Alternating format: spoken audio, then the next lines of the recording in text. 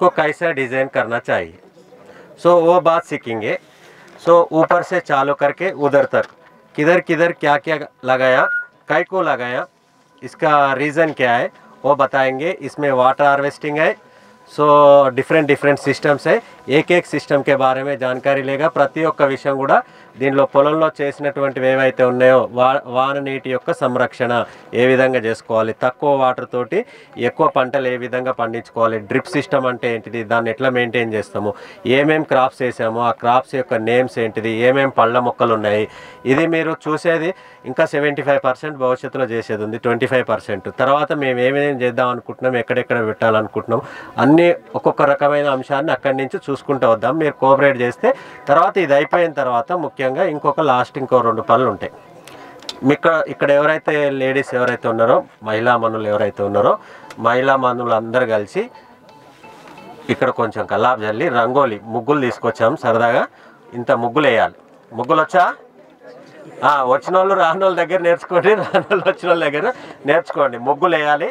తర్వాత ఇది కార్తీక మాసం కనుక మీకు ఎవరికైనా ఇబ్బంది లేకపోతే కార్తీక దీపాలు తీసుకొచ్చాం. మన ట్రెడిషనల్ పద్ధతి కనుక ఆ దేవాలయం దగ్గర కొంచెం కల్లాపు జల్లేసి ముగ్గేసి దీపారాధన చేయండి. అదే ఒకటి. తర్వాత బాయ్స్ అందరు ఉన్నారు కదా, మన దేశవాళీ క్రీడ అయినటువంటిది ఏదైతే కబడ్డీ ఏదైతే ఉందో కాసేపు ఆ మట్టిలో కబడ్డీ ఆడదాం. ఒక 5-6 టీములుగా డివైడ్ చేసుకొని వాళ్ళేమో వాళ్ళ పని చేస్తారు, మనమేమో కబడ్డీ ఆడదాం. ఇప్పుడు కాదు ఇంకో మనం ఆ మూలకి వెళ్ళి ఈ మూల దాకా వచ్చేటళ్ళకి 50% వాకింగ్ అయిపోద్ది. ఇష్టం ఉన్న వాళ్ళు ఎవరైతే ఉంటారో, యాక్టివ్ పర్సన్స్ ఎవరైతే ఉన్నారో వాళ్ళతో కాసేపు టైం స్పెండ్ చేద్దాం. ఓకేనా? రెడీయా? Any objection? Right. So first ఇక్కడ నుంచి ఇటు వెళ్తూ స్టార్ట్ చేసుకుందాము. First thing silence. ఎప్పుడైనా ఇక్కడ గుర్తుపెట్టుకోవాల్సినటువంటి ఒక ఫస్ట్ పాయింట్, ఫామ్ డిజైన్ ఎట్లా చేసుకోవాలి. ఓకేనా? हिंदी मिक्स करेंगे अभी।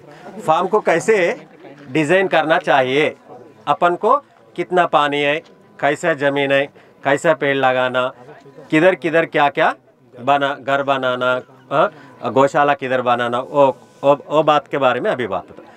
మనకున్నటువంటి యొక్క పొలంలో ఉన్నటువంటి యొక్క నీటి సౌకర్యంతో ఉన్న నేల స్వభావాన్ని బట్టి ఏమేం పంటలు వేసుకోవచ్చు, ఎక్కడ ఎలాంటి నిర్మాణాలు జరగాలి అనేటువంటి ఒక విషయం.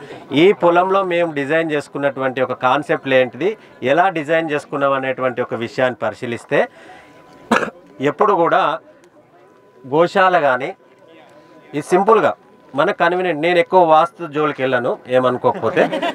నాకు అంటే పొలం లోపల ఇంటిని కట్టుకునేటప్పుడు వాస్తు నాకు అభ్యంతరం లేదు, చూస్తామేమో. కానీ పొలంలో చేసుకునేటప్పుడు మాత్రం వాస్తు ఇది ఏమి పట్టించుకోను.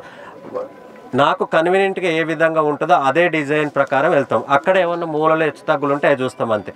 ఎప్పుడైనా నా ఉద్దేశంలో నేను ఫామ్ డిజైన్ చేసేటప్పుడు ఎప్పుడు వర్కర్స్ క్వార్టర్స్ ఏదైతే ఉన్నాయో, గోశాల ఏదైతే ఉందో, మనం వర్కర్స్ క్వార్టర్ కట్టినప్పుడు ఖచ్చితంగా పొలం అంతా కూడా కనిపించే విధంగా ఉండాలి. అలాంటి ప్రదేశంలో పొలంకి మొత్తం కవర్ అయ్యే విధంగా అన్నీ హైట్ ఉండదు కదా. ఇది హైట్ ఉంది కనుక ఇక్కడ కవర్ చేసాం. మరి ప్లెయిన్గా ఉంటే ఎట్లా చేయాలి సార్ అంటే, అక్కడ మీకు మెయిన్ ఎంట్రన్స్ ఏదైతే ఉంటుందో, రోడ్ సైడ్ ఏదైతే ఉంటుందో, రోడ్ కనెక్టివిటీ ఉండే విధంగా అటువైపు నుంచి ఆ క్వార్టర్స్ నిర్మించుకోవడం అనేది మేజర్ ఇంపార్టెంట్. ఓకేనా? రెండవది వచ్చేసి గోశాల కూడా. గోశాల ఎప్పుడైనా కానీ మీ క్వార్టర్స్ ఎప్పుడైతే ఉంటాయో, లేబర్ క్వార్టర్స్ ఏవైతే ఉంటాయో, లేదా ఓనర్ హౌస్ ఏదైతే ఉంటుందో దాని పక్కనే ఆనుకొని కట్టుకోవాలి ఎప్పుడు కూడా గోశాల అనేది. ఎందుకంటే వాటికి కావాల్సినటువంటి ఒక నీళ్లు కానీ, రాత్రి వాటికి ఏమైనా ఇబ్బంది అయినా కానీ, డెలివరీ టైంలో ఇలా రకరకాలుగా ఉంటాయి మొత్తం అంతా కూడా. సో మనం పక్కనే ఉంటే ఏమవుద్దంటే కనిపెట్టుకోవడం ఈజీగా ఉంటుంది, ఆవులని కనిపెట్టుకోవడం ఈజీగా ఉంటుంది. ఇంకొకటి సైంటిఫికల్గా రీజన్ ఏంటిదంటే, ఎప్పుడు కూడా ఆవులు తిరిగేటువంటి ప్రదేశాల్లో ఆవు పేడ, ఆవు మూత్రం ఇట్లాంటి పడ్డ వాటిల లోపల చాలా మటుకి పురుగు పుట్ర రాదు. ఈ తేళ్ళు గీళ్ళు తర్వాత పాముల యొక్క సంచారం అనేది చాలా తక్కువగా ఉంటుంది మొత్తం అంతా కూడా, సెక్యూరిటీ పర్పస్. తర్వాత హెల్త్ పరంగా కూడా చాలా ముఖ్యమైనది. ఎప్పుడైతే ఆవు పేడ, ఆవు మూత్రం దాని యొక్క వాసన వస్తుందో మన ఇంట్లోకి ఎటువంటి చెడు బ్యాక్టీరియా అనేది ఎటువంటిది అనేది రాదు. మనము ఇంటి ముంగట కల్లాపు వేసుకునేది దేనికి వేసుకుంటాం? సోగ్గా కాదనమాట. ఎప్పుడు కూడా మనం కల్లాపులు వేసేది అన్నీ వేసేది ఎందుకంటే యొక్క ఆవు పేడ లోపల యాంటీ బ్యాక్టీరియల్కి సంబంధించిన ఏవైతే ఉన్నాయో క్రిములను నాశనం చేసేటువంటి ఒక గుణం దీనికి ఉన్నది. ఇంట్లో ఆవు మూత్రం కూడా జల్లుతూ ఉంటారు శుభకార్యాలు జరిగినప్పుడు, లేకపోతే ఇంకొక ఆవు మూత్రం కూడా ఎందుకు జల్లుతూ ఉంటాం? అది కూడా మన దగ్గర ఉండేటువంటి దీంట్లో ఉండేటువంటి ఒక వైరస్లు ఏవైతే ఉన్నాయో ఈ వైరస్లు అన్నింటినీ కూడా నిర్మూలన చేసేటువంటి ఒక గుణం కనుక గోశాల పక్కన ఉంటే ఇన్ని బెనిఫిట్స్. ఓకేనా? తర్వాత మరి గడ్డి ఎక్కడ వేసుకోవాలి? గోశాలకు ఎప్పుడైనా కానీ ఆవులు ఎక్కడ పెడతారో గడ్డి ఒక దగ్గరే ఉండాలి, పక్కనే ఉండాలి. ఆవులకి 100 మీటర్స్ దూరంలో ఉంటే అద్భుతమైంది, అంతే. ఇంకంతే. అంతకంటే దూరం ఉంటే అక్కడి నుంచి కోసుకొని తీసుకొచ్చేయాలంటే చాలా ఇబ్బంది అవుతుంది. అర్థమైందా? సో ఎన్ని పాయింట్స్ తెచ్చుకున్నాం ఇప్పుడు? 3 పాయింట్స్. ఓకేనా?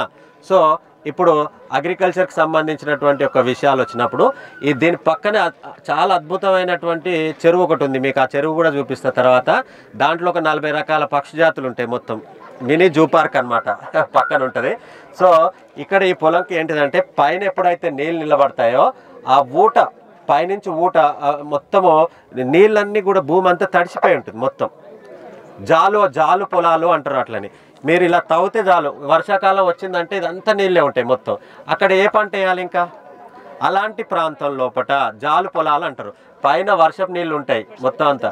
అవి ఏమంటారు? సింపేజ్.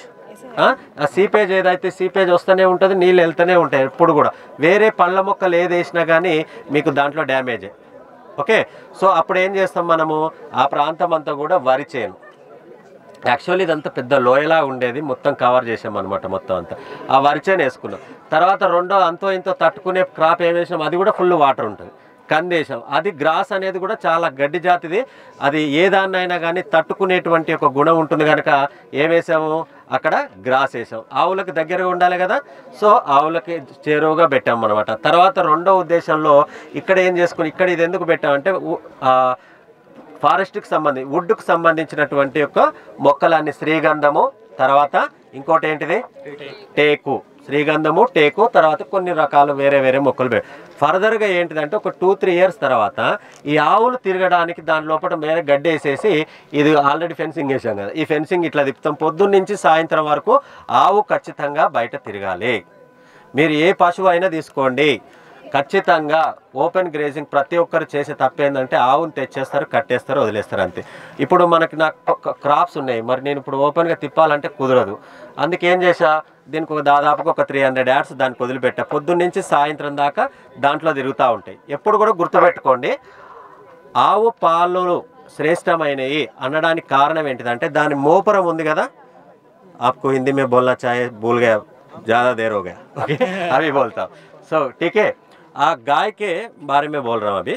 गाय को क्यों बाहर छोड़ना चाहिए? गाय के ऊपर क्या रहता? మోపురం, హంప్ రైతానా. సో హంప్కు ఆవు పైన ఏముంటుంది? మోపురం ఉంటుంది. ఆ మోపురంలో ఏముంటుందంటే సూర్యకేతి నాడి బోల్కే ఒక నాడి రైతా, సూర్యకేతి నాడి అంట. ఈ సూర్యకేతి నాడి ఏం పని చేస్తుంది అంటే సూర్యుడి నుంచి వచ్చేటువంటి యొక్క వెలుతురుని తీసుకొని అది తన యొక్క శరీరంలోకి పంపిస్తుంది, కాస్మిక్ ఎనర్జీ. సో అందుకే ఆవు పాలు కలర్ ఏ విధంగా ఉంటాయి? గాయ కా దూద్ కైసా రైతా కభీ దేఖే తో ఎల్లో. అదే మీరు బర్రె పాలు వైట్. ఎందుకు? కారణం ఏంటిది? దానికి మోపురం ఉంటుందా? ఉండదు. దీనికి ఉంటుంది. సో అందుకే ఆవు పాలు పుట్టినటువంటి తల్లి పాలు లేని పిల్లలకు కూడా ఆవు పాలు పట్టించేటువంటి ఒక ఉద్దేశం ఏంటిదయ్యా అంటే ఇదే కారణము. ఆవు అమ్మ రెండు మనకు అంటాం కదా. ఆవులో 33 కోట్ల దేవతలు ఉన్నారు. 33 కోట్ల దేవతలు కాదు స్వామి. ఆవులో ఉండేటువంటి ఆ పేడ మూత్రం లోపల అన్ని రకాలైనటువంటి కల్చర్స్, బ్యాక్టీరియాలు అంతే ఏమంటాం పాజిటివ్ ఎనర్జీ అది మొత్తం అంతా కూడా ఉంటుంది. వేరే దగ్గర నెగిటివ్ ఎనర్జీ 2 టైప్స్ అంటే శక్తి అనమాట. ఒక్కొక్క దగ్గరికి వెళ్తే బాగా డీల్ అవుతాం, ఒక దగ్గరికి వెళ్ళంగానే యాక్టివ్గా అవుతుంటాం. ఎందుకో తెలుసా? పాజిటివ్ నెగిటివ్ ఎనర్జీస్ ఉంటాయి మొత్తం అంతా కూడా. ఆ ఎనర్జీస్ అన్నీ కూడా ఆవులో ఉంటాయి. అది అంతా రావాలి అంటే ఆ యొక్క సూర్యకేతు నాడి యాక్టివేట్ కావాలంటే ఏం చేయాలి? అది ఓపెన్గా వదలాలి. ఒక సామెత ఉన్నది తెలంగాణ లోపల, తెలంగాణగా అందరికీ తెలిసిందే, ఆవు తిరగాలి బండి పండాలి అని.